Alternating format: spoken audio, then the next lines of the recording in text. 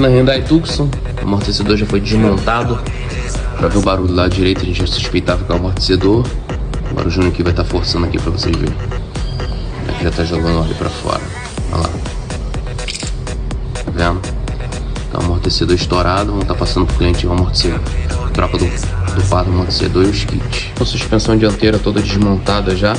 Agora o Júnior vai fazer a higienização da mola, dos pratos. Depois vamos estar aplicando os kits novos aí no veículo.